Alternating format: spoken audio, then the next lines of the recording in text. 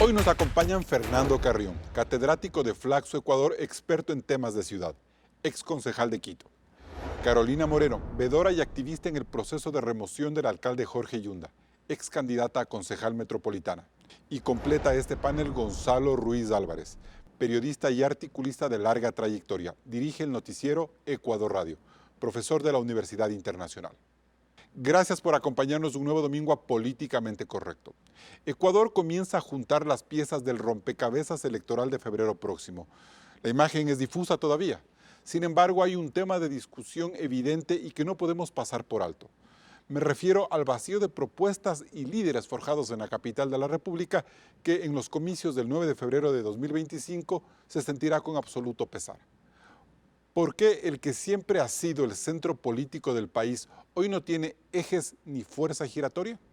¿Qué pasa con la organización partidista, el pensamiento de la academia y el compromiso de los sectores económicos y productivos porque haya relevos de largo aliento?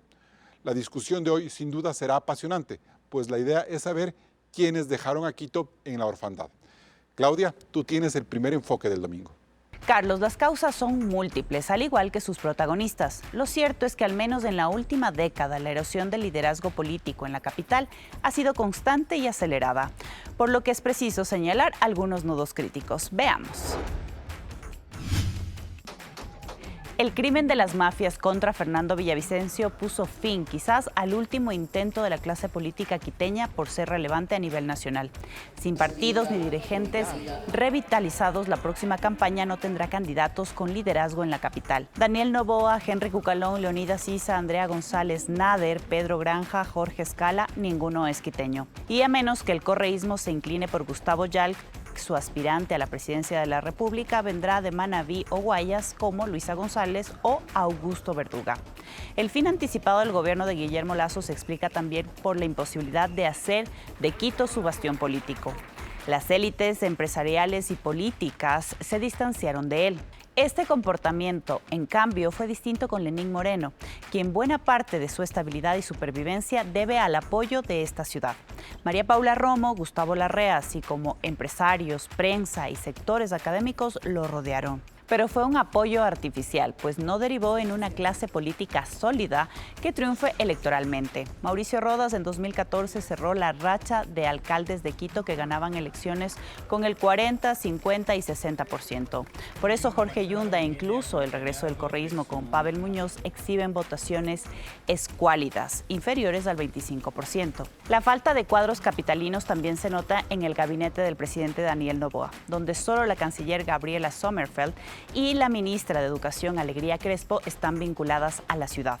Quito tampoco logra proyectar un pensamiento político renovado desde sus universidades. Y en los últimos 10 años vio desaparecer a sus dos principales periódicos, Diario Hoy y El Comercio, sumergido en una compleja crisis financiera y laboral. Este panorama, Carlos, nos obliga a preguntarnos qué pasó con los políticos capitalinos. Ábrese el debate. Gracias, Claudia, por este primer enfoque y sobre él va a sentar el debate de este domingo. Fernando Carrión, empezamos con usted. Buenos días. ¿Cuál fue el principal detonante entonces por el cual Quito está en una orfandad? Bueno, muchísimas gracias en primer lugar por la invitación y un saludo cordial a los amigos que se encuentran aquí en la mesa. Sí, Quito está viviendo una crisis de representación política muy fuerte que se expresa en la falta de partidos políticos. Se cayó la democracia popular, la izquierda democrática no logra recuperarse. Y en eso tampoco tenemos liderazgos. La información que nos acaban de dar respecto de la representación de otras zonas y no hay de Quito, no hay quiteños. Guayaquil, por ejemplo, en el cambio de siglo logró establecer tres grandes políticas: el proceso de reforma del Estado, el proceso de dolarización y todo lo que significan las autonomías. Y Quito quedó, de alguna manera, marginado de eso. Pero que no hay nadie quien diga algo en Quito. ¿Qué pasó? ¿No hubo pensamiento? ¿No se dieron cuenta de los problemas? Yo creo que hay un pensamiento en Quito, pero hay un pensamiento más teórico, más metodológico, más abstracto, que no logra traducir en la construcción justamente de liderazgos y de posiciones políticas. En el caso de Guayaquil la cosa es muy distinta. Ahí sí tenemos esta representación. Por ejemplo, el caso del último presidente ecuatoriano que hemos tenido es el caso de Rodrigo Borja. Quiteño. Quiteño. Y después de eso no, hemos tenido gente que ha vivido en Quito, pero su origen no ha sido quiteño. Pero han forjado su liderazgo en Quito. Sí, sí. Por ejemplo, el caso de Yamil Maguad, el caso de Lenín Moreno. El presidente Lenín Moreno, etcétera. Pero provienen de otras realidades y van construyendo eso, por ejemplo, bajo el auspicio de líderes que provienen de otras realidades. Y en ese sentido, Gonzalo, entonces, ¿qué podemos decir? ¿Cómo mira usted esta orfandad? Yo creo que, además de lo que ha dicho Fernando, que está muy acertado en el análisis, Carlos, me parece que el tema va bastante más allá. Creo que hay un vacío en las élites intelectuales, incluso en las élites gremiales de Quito. Es cierto que la capitalidad a veces convoca a todo un país y en la capitalidad se resuelven temas como la expresión de personas que vienen de distintas partes del Ecuador, pero a Quito le falta ese liderazgo, le falta esa expresión y a veces le falta pensamiento. Mencionaba lo de Rodrigo Borja hace un rato. El último alto mandatario que ha sido quiteño es Pedro Pinto Rubianes, que fue designado vicepresidente para acompañar a Gustavo Noboa Bejarano. Y la verdad es que esto supone también un vacío que viene desde la mezcla de la falta de cohesión de los partidos políticos. En Quito han nacido 3 partidos fundamentales en los últimos años en el país. Partido Social Cristiano de Camilo Ponce, Democracia Cristiana, Democracia Popular, digamos. Y la Izquierda Democrática. Izquierda Democrática. De eso vamos a hablar más adelante, pero volviendo un poco más hacia lo actual. El villavicencismo, las luchas que él planteó y por las cuales él murió, ¿podrían decir que fue el último aliento que tuvo, no sé, una clase política quiteña por posicionarse? Puede haber expresado eso Fernando Villavicencio, que además nació en Alausí. Pero se formó en Quito. Pero sí, se formó como periodista y como investigador y como político en Quito. Puede haber sido una expresión de esa naturaleza, pero el vacío se está notando desde hace mucho tiempo, no es una cosa de hoy. Y con dinamitación de las instituciones y de los partidos políticos, también eso que representaban antes, Izquierda Democrática, Democracia Cristiana y el Partido Social Cristiano en su origen, que luego se fue a radicar a Guayaquil con el liderazgo de Febres Cordero y Nebot, también le despojaron a Quito de una imagen política y una expresión, que en las 3 últimas consultas populares, la voz de las élites de Quito, de los intelectuales, en fin, no se haya dejado sentir siquiera, me parece grave. Eso es síntoma de que algo está pasando. Hay un problema ahí de que algo está pasando. Sí, señor. Carolina Moreno, en ese sentido, ¿quién está llenando entonces el vacío dirigencial? Porque lo que hemos visto es que no hay proyectos, no hay partidos, no hay élites y terminan ganando ciertos outsiders, como el caso de Jorge Yunda o recientemente, o el mismo Mauricio Rodas antes. ¿Qué está pasando ahí? ¿Cómo están viendo los nuevos políticos esta realidad? Bueno, yo creo que los partidos políticos se han olvidado de hacer política con la gente. Ya no es tanto un tema de liderazgos nosotros antes admirábamos los liderazgos científicos, académicos, como lo acaban de mencionar, pero ahora hay otro tipo de liderazgos, o mejor dicho, la admiración de las personas, de los votantes, está en otras cosas, está en otras virtudes de las personas que se presentan, ¿no? Por ejemplo, y no podemos negar, es indudable que el exalcalde Yunda es un hombre extremadamente divertido y creo que por eso llamó la atención de sus votantes. En cambio, en el caso de Pavel Muñoz, él hizo una campaña un poco más silenciosa, por así decirlo, no muy confrontativa, y me parece que eso es lo que quieren los votantes. Nosotros vivimos en un ambiente de tanta violencia que he visto que las personas en el territorio evitan justamente este tipo de confrontaciones, lo que quieren es soluciones. Por eso es que estos liderazgos políticos antiguos que llegabas, debatías, confrontabas, te peleabas hasta cierto punto con tu otra parte, no están bien vistos. Entonces, creo que hay que cambiar, ¿no?, esa visión de los partidos políticos también, que no te permiten un poco participar desde las dirigencias y tampoco participar en sí desde la sociedad, porque se van escogiendo los líderes políticos de las esferas, y las esferas son eso, son esferas que están elevadas, no están en el territorio, no están pisando el mismo suelo que la gente tiene que vivir todos los días. Y en ese sentido, Fernando, entonces también está cambiando el quiteño, ya no es el quiteño el prototipo del quiteño sobre el cual crecieron los dos partidos o los tres partidos emblemáticos? No, a mí me parece que eso es clarísimo. Esa lógica del chulla quiteño, por ejemplo, ya desapareció hace mucho tiempo. Esos personajes que teníamos en la ciudad ya no existen, eso desapareció. Ahora, en la política lo que nosotros hemos visto, yo diría en este ciclo, son un par de cambios que a mí me parecen bastante importantes. Si nosotros comparamos Quito con Guayaquil, es muy interesante porque Guayaquil ha tenido una estabilidad de alcaldes desde el año 92 hasta las elecciones pasadas. Es decir, 30 años, un solo partido, el Partido Social Cristiano, con 3 alcaldes llevaron a cabo un proyecto de ciudad. No había planificación. En el caso de Quito, lo que teníamos es, en este siglo, es decir, en 23, 24 años, hemos tenido 4 o 5 alcaldes de partidos políticos totalmente distintos. Y aquí lo que ocurrió es que nosotros no teníamos un proyecto de ciudad, pero sí teníamos planificación. Entonces Paco Moncayo hizo planificación, Augusto Barrera hizo planificación, etcétera, etcétera, pero no había un proyecto de ciudad, no hay un proyecto de ciudad. Y sin un proyecto de ciudad no hay un proyecto nacional. Yo creo que ese es uno de los grandes problemas que existen. Ahora, en términos políticos también es muy interesante, porque por ejemplo, el arranque de este siglo lo hace Roque Sevilla. Pero él no fue electo popularmente, él fue electo dentro del Consejo porque Yamil Maguad tuvo que renunciar para postularse a la presidencia de la República. El rato que Roque Sevilla se postula para la alcaldía, en términos populares, Paco Moncayo le barre, le saca 36%, 36 puntos de diferencia. Después viene Augusto Barrera, que es el alcalde que en la polarización que siempre había tenido Quito en las campañas electorales, obtiene la votación más baja. Él llega con 46%. Cuando los otros llegaban sobre el 50%. Y aquí viene una cosa interesante. Yo sostengo que Augusto Barrera lo que hizo es convertirle a Quito en una ciudad anticorreísta. A partir de ese momento el correísmo no ha ganado nada, a excepción de lo que acaba de hacer Pavel Muñoz, pero gana con el 25% Pavel Muñoz. Y Augusto Barrera se postula para la reelección, pero ahí tiene un gran problema.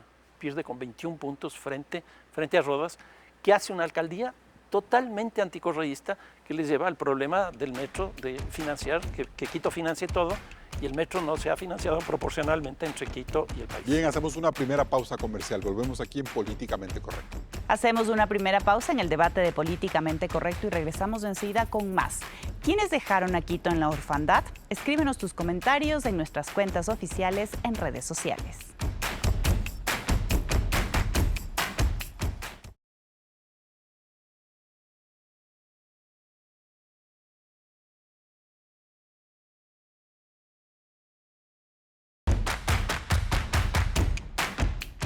Bien, seguimos en Políticamente Correcto. Carolina Moreno, hace un momento Fernando Carrión hacía una reflexión que me parecía interesante, es decir, Quito se volvió una ciudad muy anticorreísta o que la pugna se movió en ese clivaje. ¿Sigue siendo ahora sí anticorreísta o acostumbrada a la polarización? Porque lo que vimos con la gestión de Jorge Yunda, es decir, la forma en la que él sale, exacerbó todos estos ánimos antis y pros que le hicieron mucho daño a la ciudad. Sí, no creo en sí que seamos anticorreístas. Creo que es lo que tú dices. Nosotros, el quiteño es muy inconforme, rápidamente se va cansando de las cosas. Entonces busca con quién hacer esta confrontación. No creo, la verdad, que la ciudad sea anticorreísta. Yo creo que somos anti-líderes o somos anti-resultados a largo plazo. Nosotros estamos buscando, la ciudad de Quito necesita que las cosas vayan rápido. Tenemos un metro que ha sido una solución al transporte en muchos años y queremos soluciones rápidas para todo. Entonces, justamente esperamos de nuestros líderes que nos presenten, más que propuestas, soluciones inmediatas para los problemas. Entonces, creo que va por ese lado. Pero Carolina, ¿por qué quienes lideraron, por ejemplo, esta última crisis política de 2021 en Quito no tuvieron nada de representatividad en las elecciones posteriores? Ahí hay unos liderazgos políticos en los que usted fue parte, en donde lo que se vio fue también un fracaso de esa otra ala.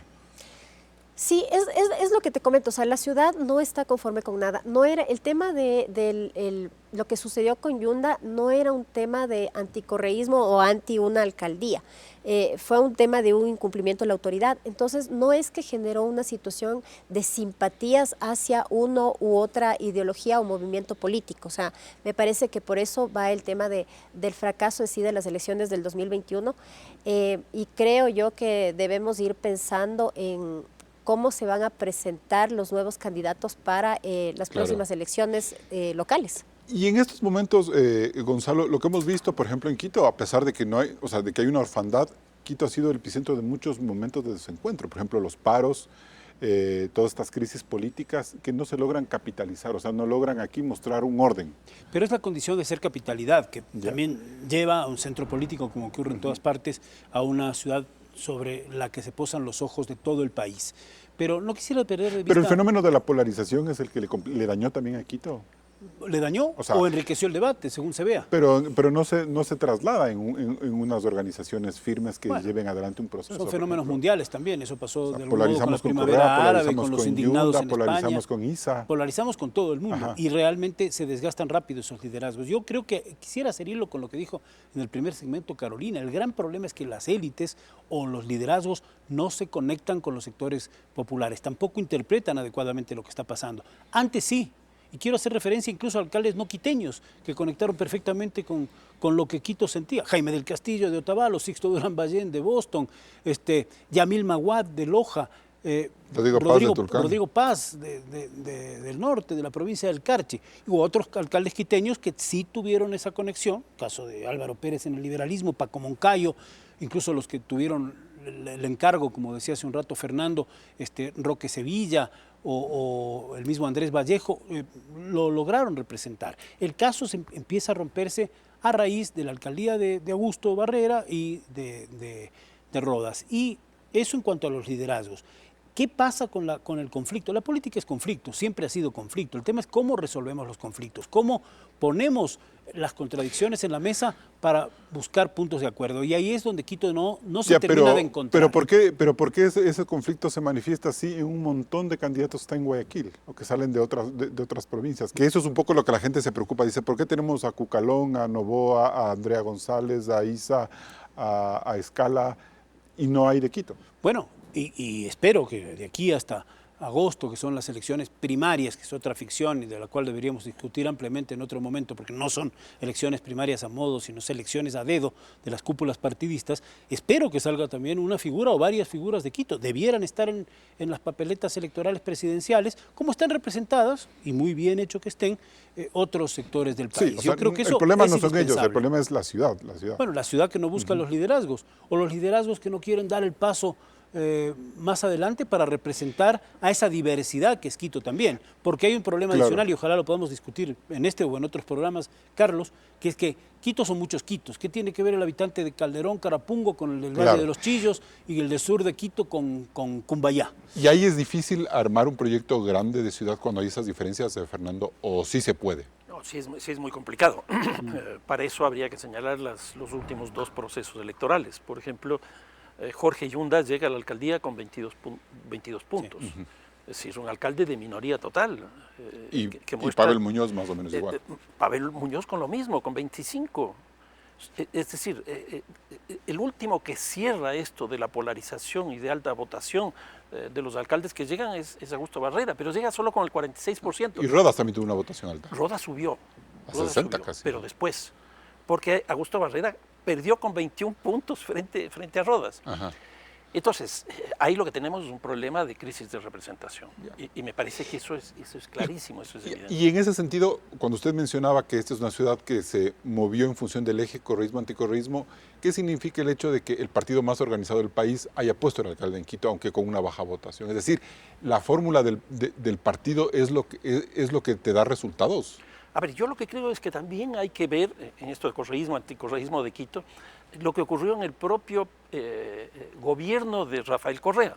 Ustedes recordarán, la Secretaría de Planificación era la instancia más poderosa que tenía, sobre todo en el primer periodo, el gobierno de Rafael Correa. Ya estaban básicamente los serranos. ¿Qué es lo que ocurre? Rafael Correa decide bajarle el perfil a la planificación y crear toda la instancia de áreas estratégicas. Y ahí le entrega a Glass eso, y le entrega a básicamente sus amigos de Guayaquil. Entonces, ese giro me parece que fue una cosa impresionante. Y de ahí surgen los temas de corrupción que se conocen. Ahora, Fernando, sí, no sé, a esa idea añadámosle otra más. ¿Qué significa que en esta primera mitad del siglo al que usted hace referencia muera diario hoy y colapse el comercio, No, como entes de pensamiento? Bueno, yo creo que ahí hay algunas explicaciones. Sin duda, ese es un elemento clave. Y yo añadiría otra cosa más en esto de los medios de comunicación. La caída de la radiovisión. Yo creo que también la salida de Gonzalo Rosero, de Diego Oquendo, de alguna manera eran los espacios donde se discutía los temas de Quito, los temas del país. Entonces hay una caída de los medios de comunicación en Quito, yo creo que es clarísimo. Cuando uno va a Guayaquil, pues tiene un canal, tiene dos periódicos, tiene 10 radios, tiene una revista, etcétera, etcétera. Se va a Cuenca, algo parecido. Viene a Quito y no. Y es muy interesante porque, por ejemplo, y aquí vamos también a esto que estamos conversando, en Guayaquil se debate muchos temas de Guayaquil, en Cuenca muchos temas de Cuenca. En Quito discutimos principalmente los temas nacionales, pero sin embargo no construimos un pensamiento nacional ni una representación nacional. Gonzalo, ¿qué le pasó a la prensa quiteña en estos 20 años? Bueno, el tema de no tener un periódico de papel que abrir como se tiene en todas las capitales del mundo me parece dramático. Eso es triste y es se pierde la voz, ¿no es cierto? La voz de la gente, de la opinión pública. Es producto también de una teoría de la demolición de lo que significaba una prensa libre y diversa que sí existía en el Ecuador y era muy enriquecedora para el debate, y eso es una tragedia. Ahora, en cuanto al tema de las radios, yo estoy en radio, como se sabe, y veo que hay también un relevo generacional con todo el espacio y la importancia que tuvieron personajes como Diego Oquendo o Gonzalo Rosero. Hoy no están, pero es normal que así ocurra. Y lo que tú acabas de señalar. ¿Pero ese relevo sí se está dando? Yo pienso que sí, yo lo siento por lo menos en la sintonía, al menos creo que es así, se note ese relevo. Bueno, los oyentes son los que tienen que decidir eso, ¿no? Realmente no los que estamos... O sea, no es un problema de que se fue una generación importante y no hay quien la reemplace, ese no es este caso. Yo pienso que no, pienso que se sigue construyendo, ya incluso varias propuestas están ahí, pero lo que tú decías es clave y se mencionaba hace un rato. En la capital se discuten los temas del país, se discuten los temas de la asamblea, se discuten los temas de la política nacional y no solamente los temas de Quito. ¿Por qué? Porque desde Quito, por ejemplo, tenemos nosotros un espacio que se emite desde Quito, pero con una señal que repercute en varias provincias, en varias ciudades del país, Cuenca, Guayaquil, el centro del Ecuador, en fin. Entonces tenemos que tocar los temas nacionales y no solamente los de Quito. ¿Qué hace un oyente de Guayaquil que sintoniza un programa de radio y se tocan solamente temas locales de Quito? Tal vez a cambiar de radio. Entonces hay que pensar en esa doble condición y es complicado incluso para hacer la agenda del día a día de los programas de radio, ¿no? En eso estamos siempre. Bien, nos vamos a un siguiente corte comercial. Seguimos aquí en Políticamente Correcto. Quito, 40 años de historia y de sus líderes políticos, porque hoy estamos en la orfandad. No se desconecte, regresamos enseguida con más del debate aquí en Políticamente Correcto.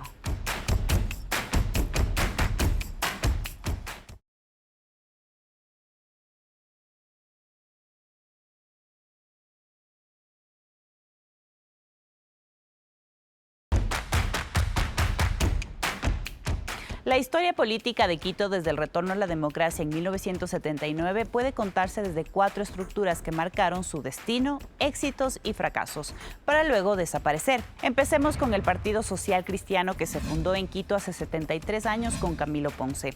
Esta fuerza llegó a la cumbre en los 70 con las alcaldías de Sixto Durán-Ballén, pero cuando León Febres Cordero llegó a Carondelet en 1984, el liderazgo social cristiano pasó a Guayaquil. Sixto debió crear un partido emergente en 1992 para ganar la presidencia. La huella en Quito de la democracia popular se marca en 4 momentos. Su crecimiento coincidió con el gobierno de Osvaldo Hurtado, luego vino su consolidación en la década de los 90 con las alcaldías modernas de Rodrigo Paz y Yamil Maguad. Cuando este ganó la presidencia en 1998, la ADP vivió un apogeo momentáneo. La crisis bancaria y el congelamiento de los depósitos trituraron al gobierno de Maguad y cuartearon al partido. Roque Sevilla no pudo retener la alcaldía de Quito y el declive de la Flecha Verde fue inmediato. La izquierda democrática fue el gran partido de masas de Quito, pero fue una fuerza supeditada a Rodrigo Borja, su líder emblemático que no formó relevos porque fue candidato presidencial por 5 ocasiones. Solo en 1988 llegó a la presidencia. Se esperaba que el triunfo del general Paco Moncayo en la alcaldía de Quito en el año 2000 marcara una nueva era para la ID. Pero este partido perdió su relevancia 6 años después, cuando el correísmo revitalizó sus postulados progresistas. Moncayo se retiró en 2009 de la ID por casi 7 años. La cuarta fuerza es Alianza País. El liderazgo que Rafael Correa proyectaba era similar al de los dirigentes quiteños que lo acompañaron en sus 3 primeros años de gobierno: Alberto Acosta, Gustavo Larrea y Ruptura 25. Luego, los desencuentros de Correa con los indígenas y movimientos sociales lo alejaron de la capital, por lo que desde el 2010 su liderazgo pasó a Guayas y Manabí. En estos 44 años en Quito han gravitado otras fuerzas menores y circunstanciales, conservadores y liberales hasta inicios de los 80. El Fray Fabián Alarcón, que fue presidente interino. Las izquierdas con el MPD, socialistas y Pachacuti, que apoyaron a Freddy Ehlers en los 90. Así como Sociedad Patriótica de Lucio Gutiérrez y Creo de Guillermo Lasso, que no logró el renacimiento de la democracia cristiana quiteña. Carlos, ¿se puede sugerir que para estas elecciones en Quito se construirá alguna base política propia? Sigues con el debate. Bien, Gonzalo, ¿y de qué base podemos hablar?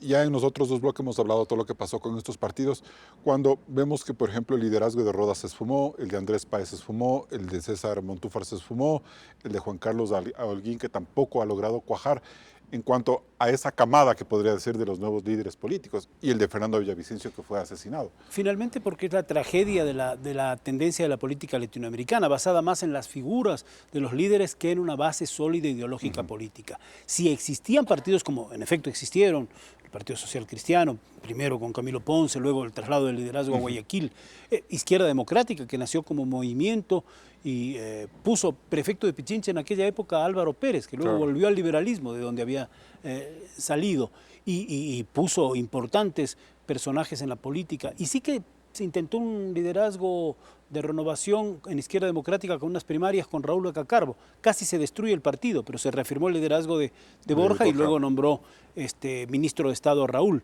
Y la democracia cristiana, no olvidemos que en el retorno a la democracia nació sin partido, sin membrete propio. Osvaldo Hurtado tuvo que participar con el membrete de concentración de fuerzas populares. Pero realmente eran liderazgos ideológicos, tuvieron sus elecciones primarias. El tema de estos nuevos liderazgos que has comentado... Claro, Rodas, Páez, Montúfar, exacto, están basados más en sus figuras personales, pero no en una correlación con un partido político, y ese partido político o movimiento en relación con lo que hace un momento bien decía Carolina, el hilo con la sociedad, que eso es clave. La política no se puede hacer sin la gente, ¿no? Carolina, y en ese sentido con lo que dice Gonzalo, ¿cómo se fichan ahora las candidaturas? ¿Cómo es ese proceso para generar cuadros para que usted sea candidata a concejal o quizás a asambleísta en estas elecciones? Bueno, ¿Cómo se arma eso en Quito? En Quito, como ya lo dijiste, no hay ideologías, se crean estructuras emergentes para cada elección. Eso es un poco lamentable, entonces no puedes ir identificando correctamente a los líderes o a las personas que están justamente conectadas en el territorio con la gente, o se les da muy poca oportunidad para la participación. Lo que te puedo decir es, y lo que ha sucedido y lo he vivido, es que, claro, los partidos políticos van buscando personas que al menos... que destaquen, y también lo que te puedo comentar en mi caso, por ejemplo, ha sido gente que no tenga miedo, porque la realidad en la política, y luego de ver lo que pasó con Fernando Villavicencio, creo que muchas personas tuvimos un poco de miedo de seguir enfrentándonos a cualquier cosa, ¿no? Confrontando, puede ser con el gobierno, o con la alcaldía, o con las alcaldías, o con los poderes políticos en general. Pero sí, o sea, hay que ser valientes, y eso también me parece que es algo que buscan los partidos políticos, pero no terminan comprometiéndose con los cuadros a los que les piden apoyo, ¿no? Y tratan a veces algunos, por ejemplo, tratan de condicionarte. Entonces, es para mí, al menos como activista, como muy importante cuando converso con algún partido político, el que no haya condicionamientos, porque tú tienes una ética y unos valores que realmente no deseas venderlos por una participación política. O sea, se vuelve todo muy improvisado y muy corporativo.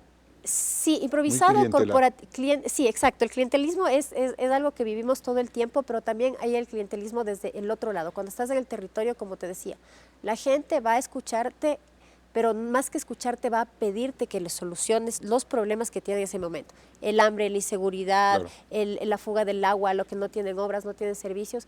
Entonces no puedes llegar en sí con un proyecto de ciudad porque no hay un proyecto de ciudad, porque no hay una ideología política. Fernando, ¿será que un problema que tuvo la capital al quedar en orfandad es que el clientelismo también llegó? No sé, Quito era menos clientelista que otras zonas del país hace tiempo y los partidos no se adaptaron a eso.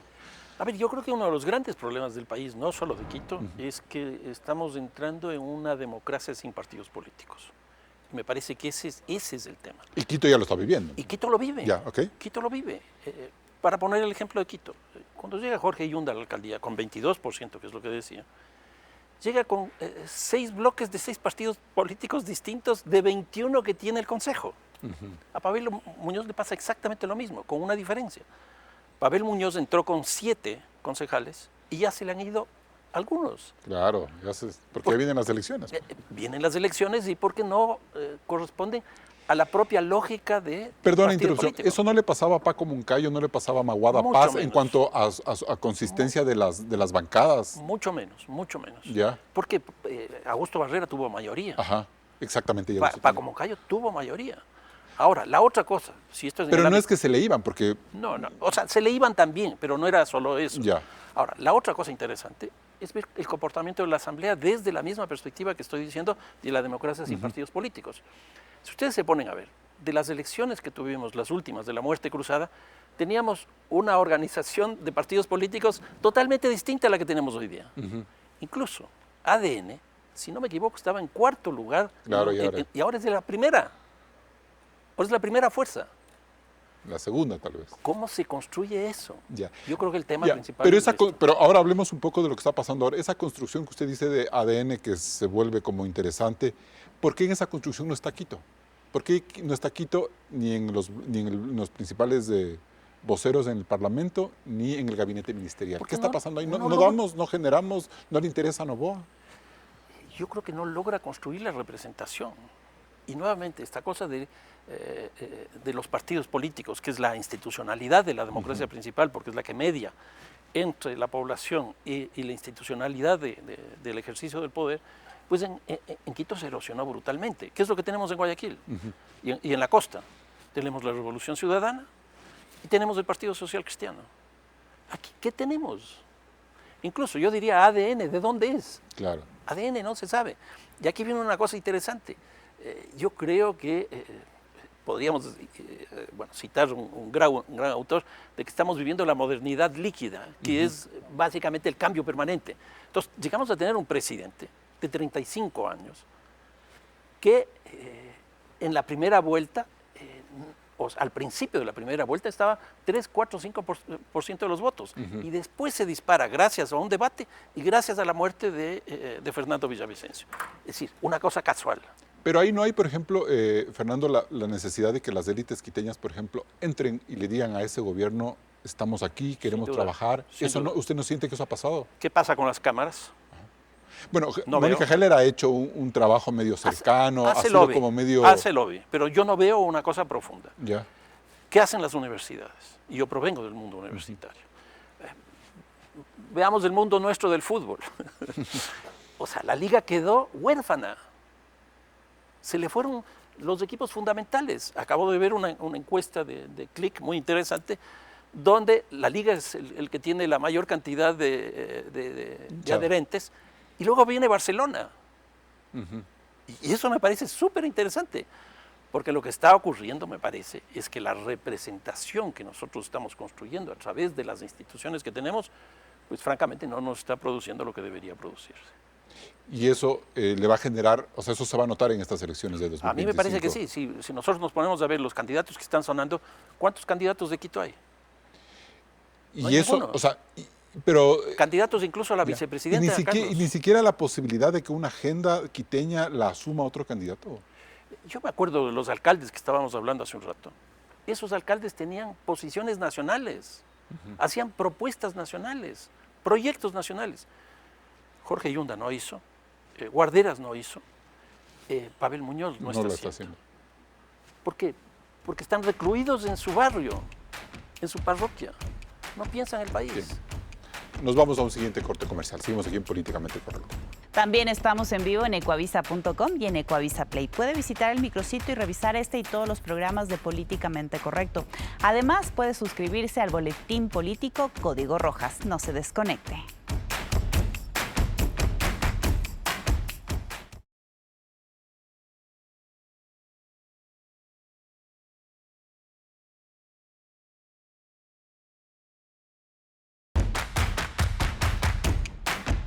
Seguimos Políticamente Correcto. Gonzalo Ruiz, ¿usted quería comentar algún tema sobre lo que dijo Fernando Carolina? Sí, porque atravesados de esa modernidad líquida de Bauman, que se expresa en muchos ámbitos, incluso en los temas de las generaciones, de las edades, millennials, centennials, que están en otra cosa, se perdió lo que era el germen del ejercicio de la política. En Quito funcionaba el Congreso Nacional o Cámara Nacional de Representantes en su momento, y ahora se llama Asamblea. Vemos la calidad incluso de la legislación al día de hoy, del discurso, del debate, de la retórica que se ha perdido. Los legisladores ahora leen sus textos. Nosotros asistimos en la época del inicio de nuestra tarea periodística a un congreso con legisladores como Carlos Julio Arosemena, como Otto Arosemena, León Febres Cordero, Rodrigo Borja, Raúl Vaca, Jaime Hurtado, Julio César Trujillo y muchos políticos relevantes más, Raúl Clemente Huerta, Blasco Peñarera Padilla, oradores excepcionales. Y de ese congreso sale la figura de Febres Cordero, que sí, venía de las cámaras de la producción, había sido presidente de la Cámara Industrial, pero en la Asamblea se hace figura política con los juicios políticos. Pero de esta Asamblea salieron Luisa González y Daniel Noboa. Y bueno, y comparemos con los nombres. Claro, pero bueno, esa es la sociedad líquida. Entonces. Pero es la calidad de la representación de nuevo y dónde se forjan. Entonces, claro, a mí me parece que eso es un tema clave. Y el otro tema clave es el tema generacional. O sea, no estamos pensando en lo que esta juventud está pensando en la política. Por eso es que a lo mejor tenemos un presidente de 35 años y quién sabe qué viene. Desde que Noboa se constituye en presidente y hay nuevos electores. ¿Cómo van a votar en esas próximas elecciones?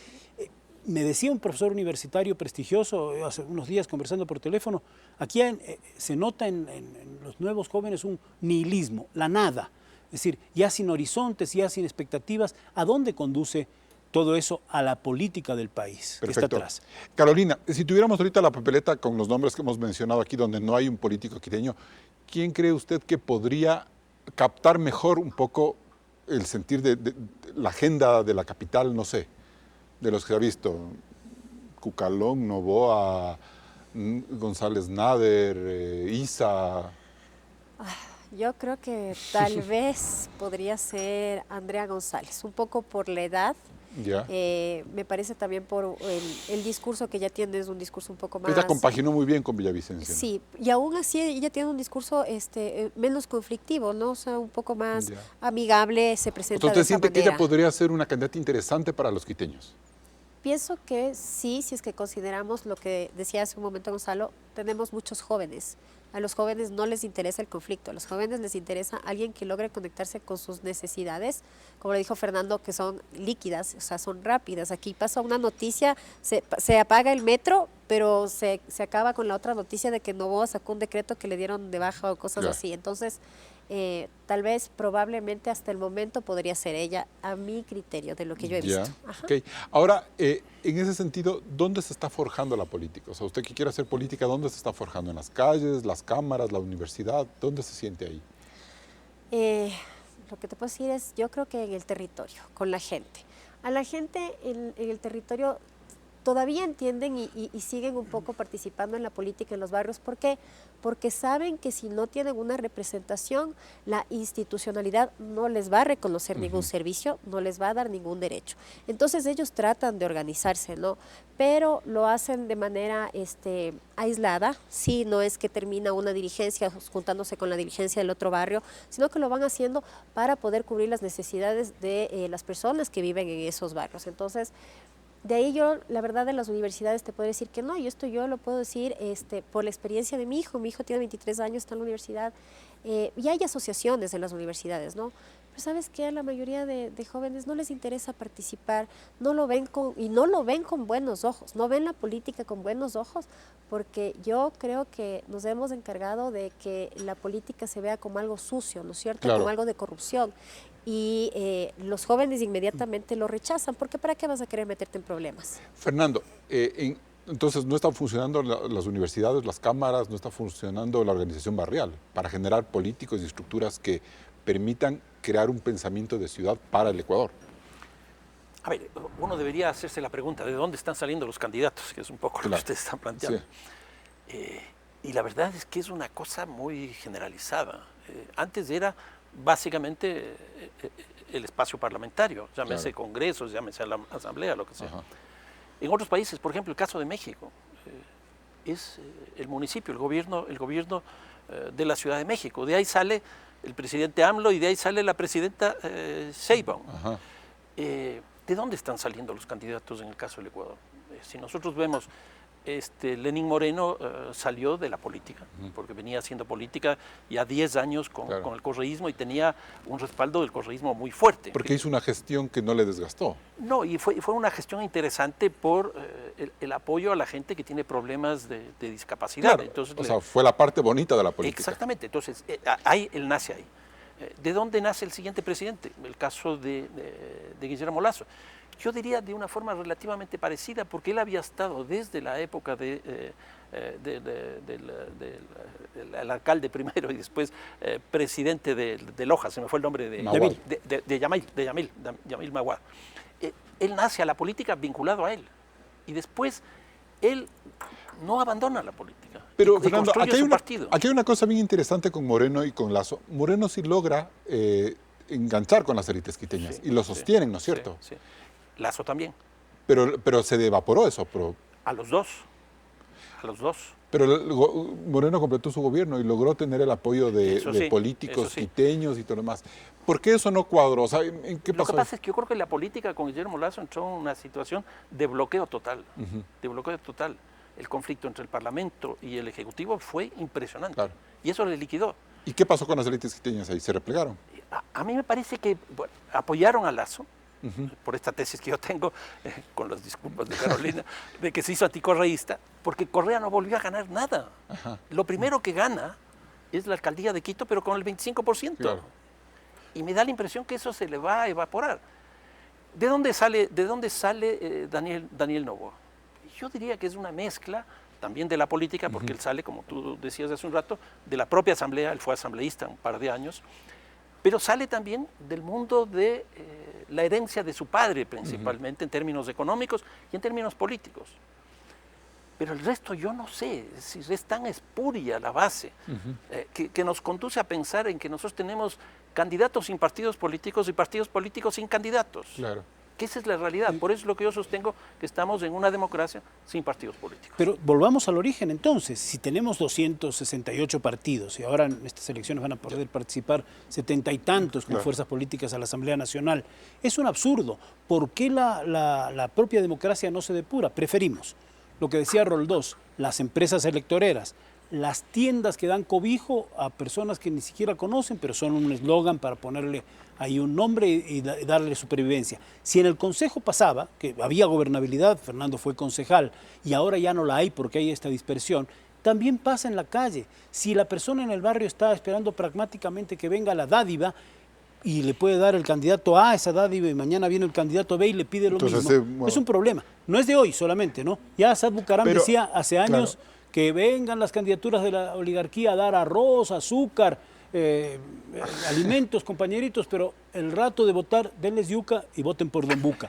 O sea, no es nuevo el tema del pragmatismo y del clientelismo en la política. Pragmatismo es un problema. Pero volvamos al ejercicio. Porque si no hay partidos... Claro, pero volvamos al ejercicio que nos planteaba Fernando hace un momento. El rato en que las élites apuestan por Moreno y por Lasso y se desgasta esos dos presidentes, también se desgasta el apoyo político de las élites y se quedan huérfanas otra vez. Apoyan hasta cierto punto, porque al final los dejaron solos. Yo creo que sí también los abandonaron. Yo creo que a las élites les falta jugarse por algunos temas del país, les falta comprometerse con el ejercicio de la política, y no es que tengan necesariamente que ser políticos, pero sí expresar desde las ideas de la construcción de la sociedad también pensamiento. Y volvemos al tema de la ausencia de élites intelectuales, de élites gremiales, de élites políticas en la ciudad de Quito, que fue un poco el planteamiento de origen y a donde hemos llegado, ¿no? Así es. Carolina, entonces, llegar a las élites intelectuales, empresariales, que generan pensamiento no es fácil desde el activismo. No, yo creo que no es fácil porque hay que considerar que también las élites necesitan,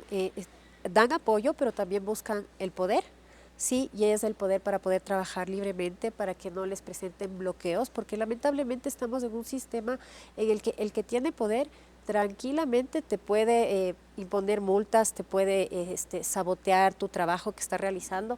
Entonces yo creo que las élites han sido muy cuidadosas, como ya le dicen, apoyaron hasta un momento los gobiernos, pero después se terminan abriendo porque no les interesa ganarse enemigos. Y eso es lo que yo te decía, o sea, ahora para hacer política o para dar un discurso, tú tienes que tener valentía y aguantar lo que venga. Las élites ya no quieren desgastar, sino quieren tomar partido por nada, sino moverse en función de cómo va la situación. Justamente se vuelven líquidas. Lo que decía Fernando, yo he visto, por ejemplo, que las cámaras están tratando de trabajar con la actual alcaldía. Me parece muy bien lo que están haciendo, sí, pero yo les veo a ellos que han tomado ya la decisión justamente de dejar de confrontar y comenzar a buscar hacer puentes, ¿no? Hacer puentes, pero el problema es que no logramos solucionar lo que necesita la ciudadanía.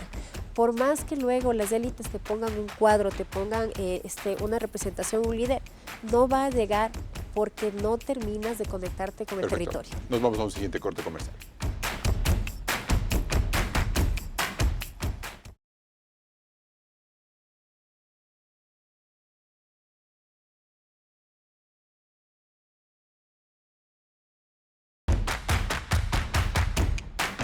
Entramos en etapa de conclusiones. Fernando Carrión, ¿es políticamente correcto identificar a quienes dejaron en Quito en la orfandad? No, yo creo que sí, pero aquí hay un problema generalizado de todos y creo que el tema principal es que hay una crisis de representación política. Si nosotros no logramos construir verdaderos partidos políticos, verdaderos movimientos sociales, difícilmente vamos a construir una representación social. Carolina Moreno, su conclusión. Bueno, me parece que es importante comenzar a invitar a los jóvenes y hacerles entender por qué es necesaria su opinión y su construcción en la política. Ellos están viviendo las consecuencias de lo que nosotros hemos elegido en años anteriores y necesitan ser representados. Entonces, deben comprometerse un poco más y los partidos políticos también deben interesarse en las necesidades del territorio para que sus cuadros puedan ser elegidos. Gonzalo Ruiz Álvarez, ¿qué es lo políticamente correcto? Lo políticamente correcto es reconocer primero que la demolición institucional que instauró el populismo, que busca y sigue buscando a través de elecciones la impunidad, destruyó el esquema de partidos políticos, al esquema de poderes tradicional y bloqueó de algún modo esa aparición de élites intelectuales, de nuevos liderazgos que deben, como se ha dicho aquí en este programa, estar conectados con la gente. De ahí nace la esencia de la política, pero tiene que canalizarse a través de partidos y no con el liderazgo populista que tanto daño le ha hecho a América Latina y al Ecuador.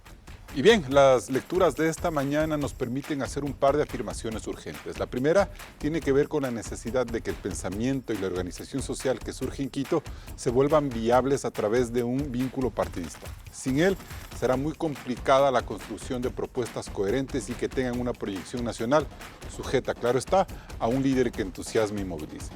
La segunda lectura tiene que ver con la penosa desconexión que en general las élites de la capital muestran con los problemas de la gente, de los ciudadanos. Por eso solo se ven contadas iniciativas focalizadas y de muy poca duración. La voz del sector productivo no tiene fuerza suficiente, la academia ya no genera debate y en los momentos de crisis su posición más bien ha abonado a la polarización y el bloqueo.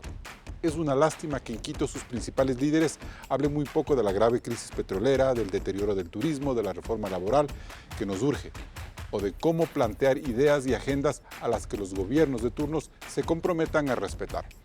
En las elecciones de febrero, Quito como entidad política estará desplazada a un segundo lugar, y eso es una lástima. Hasta el próximo programa. Con estas reflexiones cerramos este debate de Políticamente Correcto. Recuerde que puede escucharnos en Spotify en la lista de reproducción. Nosotros nos volvemos a encontrar el siguiente domingo. Manténgase con la señal de Coavisa.